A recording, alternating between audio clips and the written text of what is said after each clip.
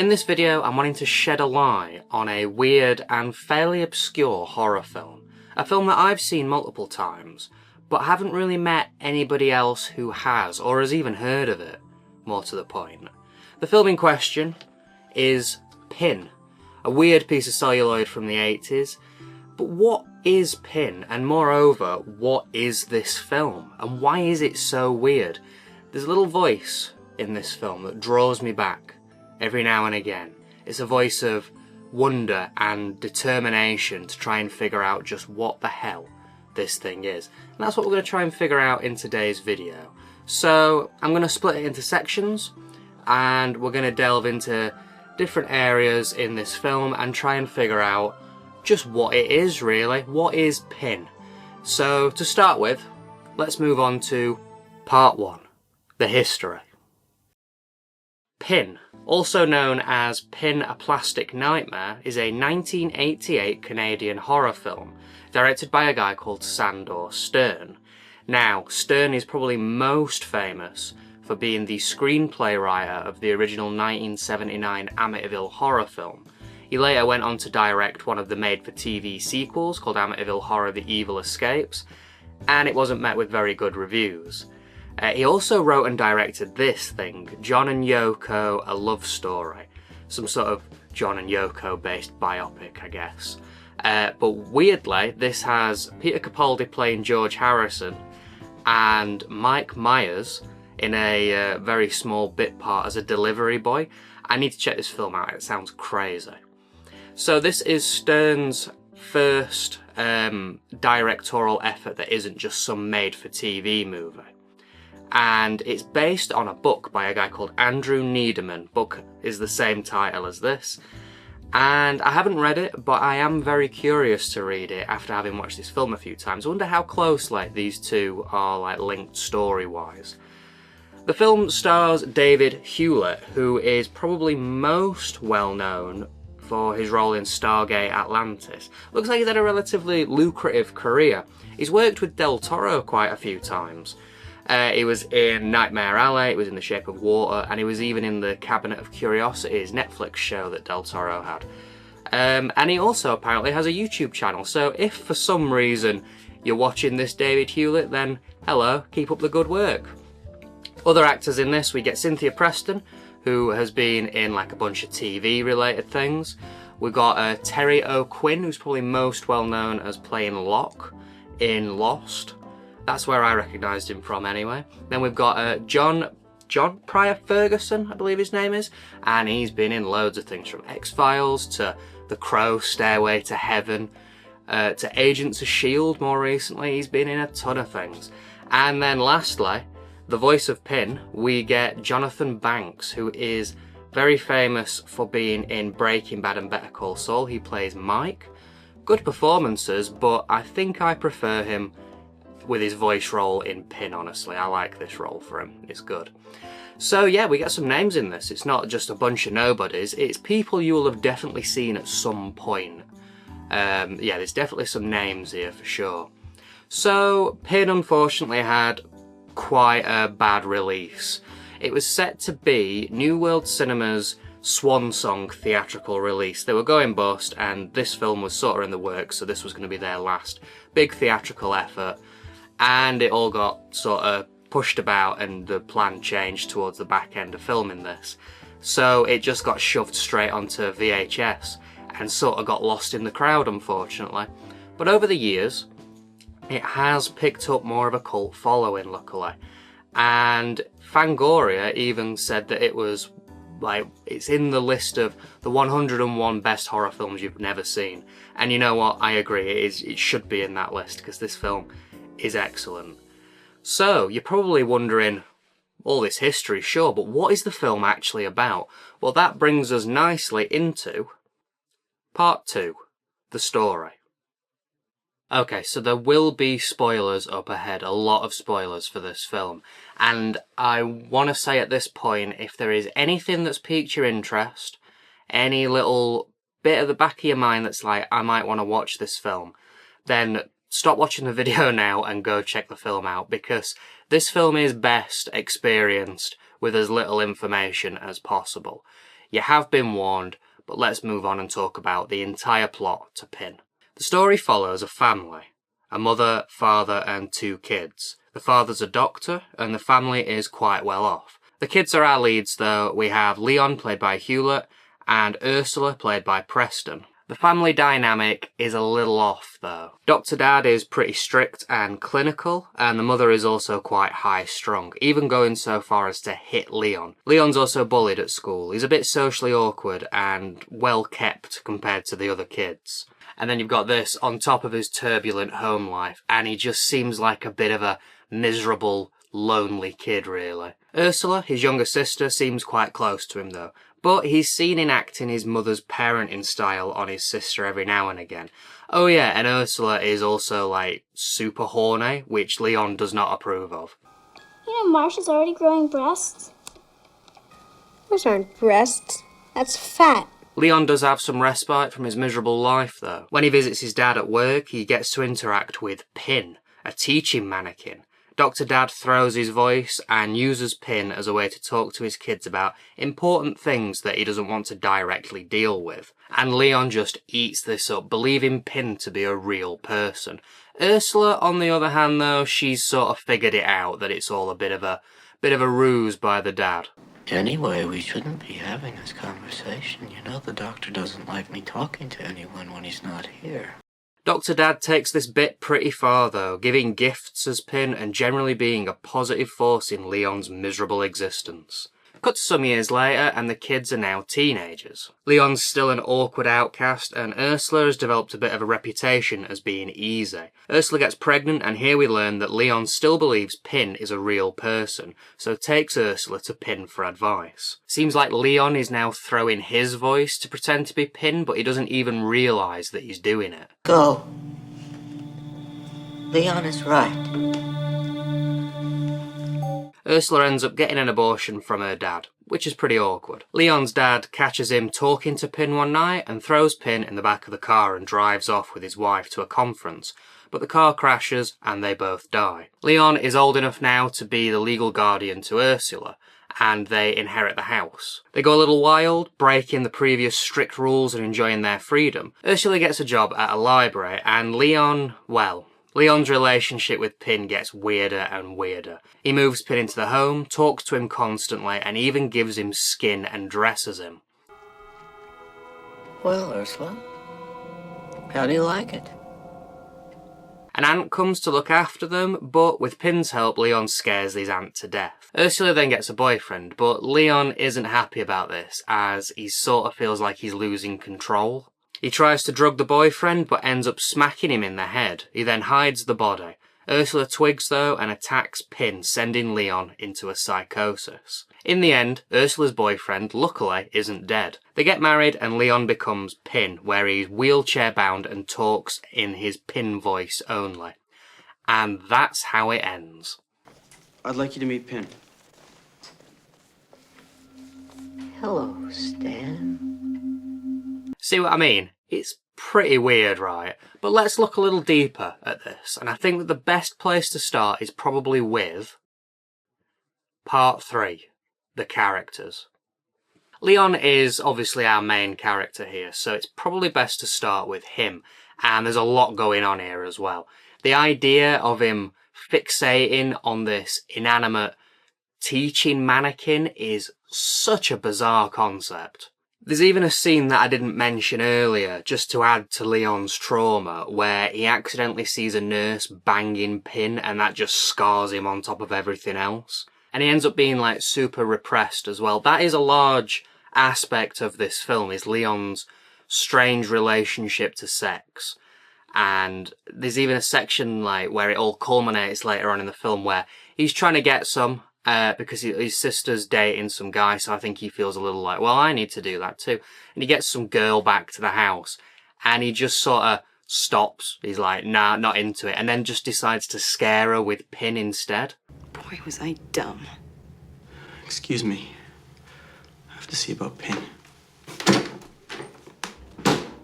Another aspect of Leon is that he's a writer and he wants to write poetry. In a pretty uncomfortable scene, he reads some poetry he's written aloud to Ursula and her boyfriend, and it all ends with someone banging their sister without realising. They have a very strange relationship, Leon and Ursula. He's super overly protective of her, and it can lead to some really uncomfortable moments. So the diagnosis, I guess, that this film gives Leon is that he's schizophrenic. And I don't know if that is the case, really, with this sort of character. I feel like in the 80s especially, schizophrenia was just sort of a throwaway term for anyone who was, like, sort of mentally unhinged in some way. So, yeah, I don't know, take that bit with a pinch of salt, I'd say. I've read every psychiatric text in the library. Leon is a paranoid schizophrenic. How it shows the more subtle elements of child abuse is interesting as well. One example is at the beginning when the kids. Ursula does some maths for her dad and she gets a little kiss. Leon has a go, fucks it up, and his dad is just super distant. But later in the film when they're older, Ursula says that when she'd get stuff wrong, she'd also get a kiss as well. It's the little character moments like this that are surprisingly well done in this film. There's the mother as well, and I said that she's quite high-strung throughout this whole thing, but especially with Leon. And Dr. Dad is such a weirdo. There's one section earlier on in the film where he's caught talking to Pin just on his own while in his office. This just sort of adds to Leon's weird delusions, so no one's really helping him with this weird sort of mindset that he's developed. This all seems to culminate in the fact that Leon just isn't sad at all when his parents die. And it's very different to Ursula's reaction, so you can really see that these two were raised very differently. David Hewlett is great as Leon. He's got these little awkward and off-kilter mannerisms that just add to the character. He can be a little over the top, especially with some of the facial expressions from time to time, but I all think that it just adds to making Leon seem like he's losing grip on reality more and more. Honestly, all the casting's pretty good in this. I don't have too much to say on Ursula's character, except there are these little moments where you just sort of see her realising that she's stuck in this house with a brother who's clearly losing his mind.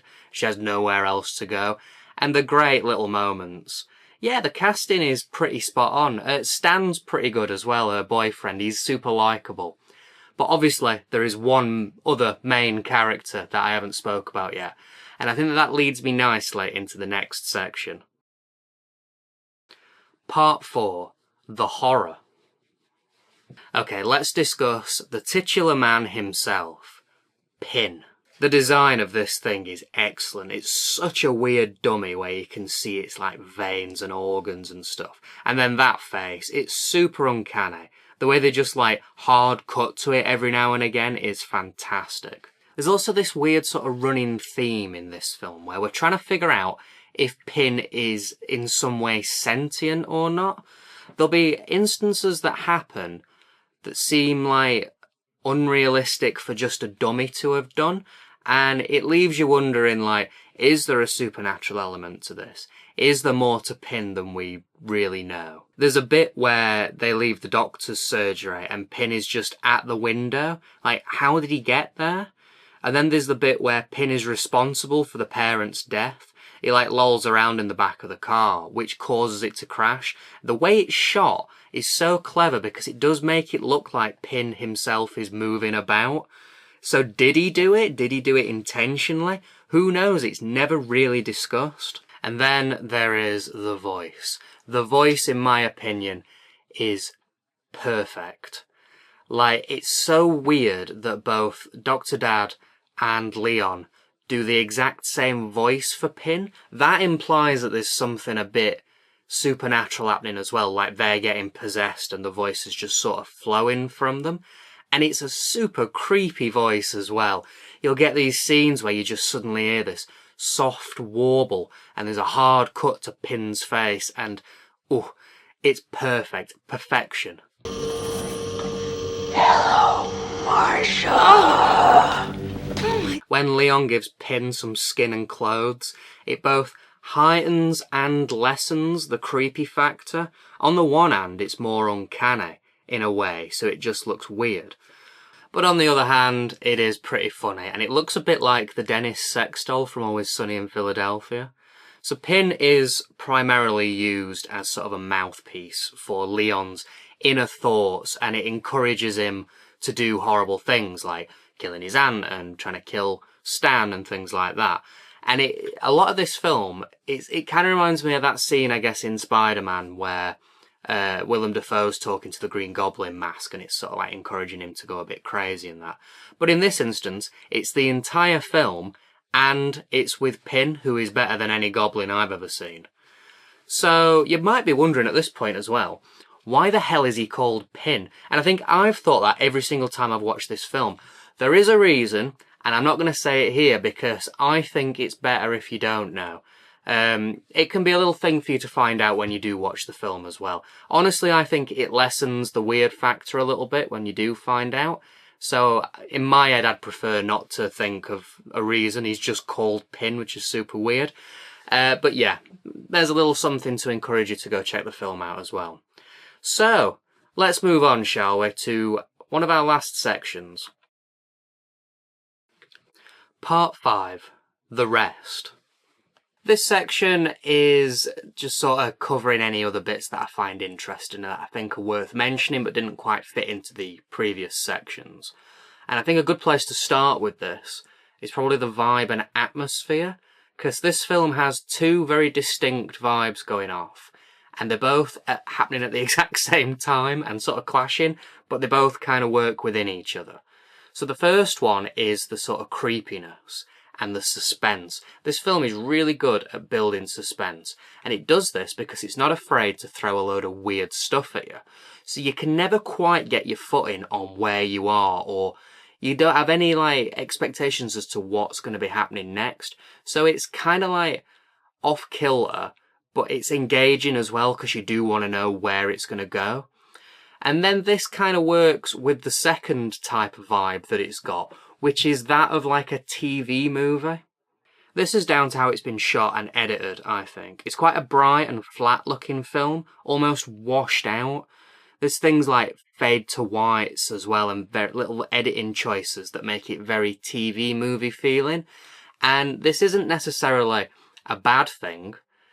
It's just, there's a cheapness to it. You can tell that the director worked a lot in TV movies because there's just a vibe to it that is very made for TV. And then there's the music. The music in this is crazy. It's all over the place. Sometimes it sounds like stock TV music, and other times it leans into really good pieces that sound like a discount, and I mean discount, Angelo Badalamenti's Twin Peaks themes sort of type music. But then it'll just switch off again, and it'll be like some weird synthy plonky stuff where it just sounds like someone's making up some shit on a synth. It adds to the off-kilter vibe that the rest of the film's doing, and it's really good. Then on top of this, you've got the themes, and this film ain't afraid to get a little dark. You know, it's got stuff like child abuse and abortion and sexual repression and, you know, mental health and things like that. And it does it so heavy-handedly that it's both uncomfortable and like batshit crazy entertaining at the same time. You just can't believe what you're seeing, really. And all this is just kind of wrapped in this cheapness. It feels cheap, this film, but not in a bad way. There's a coziness to it. It's not like crisp and clean and all that. There's a comfortable vibe to it all, like the settings and how bright everything is and things like that. You can get quite kind of cozy in it, and then it'll just throw some crazy shit at you, and it's like whiplash watching it. And I mean, it's good though. I like it. I think it's good. Anyway, I've rambled on enough about this film. Let's wrap this up, shall we, with Part 6, the conclusion. So, what is Pin? That was our question, wasn't it, going into this video? Have we figured out what this is? Well, it's a lot of things, really. It's ambitious, for one. It's strange and creepy and unsettling. It's silly and over the top and weird. And it's a very unique experience. I'd say that this is an excellent example of one of those 80s bizarro horror weird things that you see floating around. It's a film that you wouldn't really see get made today, I guess. And I'd highly recommend this. I think it's great. 104 minutes, just breezes through, and it's an experience that you won't really get anywhere else. And I will say as well, before we wrap this up, this needs a Blu-ray release. If anybody from any label is watching this somehow, release this on Blu-ray. This has got a VHS and a DVD release, this DVD release. And it's fine, it's alright, but there's a few issues here and there. And I think it'd look great with a bit of HD-ness on it, you know? Get a nice deluxe Blu-ray going. I could see like 101 Films putting this out or something like that. Do it, release it on Blu-ray. So, thank you very much for watching this video. I hope you enjoyed it as much as I enjoyed making it. This is a film that I have been dying to talk about, probably since I started this channel. Me and my partner watch it every now and then and we both love it. And it's just such a weird night when we watch it. It's such a strange experience. But it's one that I always look forward to. So let me know if you like this type of video. Let me know what you think of Pin. Have you seen Pin before? And also give me some recommendations. You know, put them in the comments. I'm open to recommendations for films to review that I'll either like or completely hate, but that'd make an interesting video. I also want to give a big thank you to the members and patrons. They're on screen right now. Their support really does mean a lot, and it's sort of how I'm making a living at the moment. And any little helps towards making these videos for you, you know, getting the Blu-rays and the DVDs in and any equipment that I need and things like that. And there are plenty of perks up on Patreon and for members at the moment as well, which, yeah, check it out. There's a link on screen if you do want to check it out. So, thank you for making it this far through the video, and I'll catch you in the next one.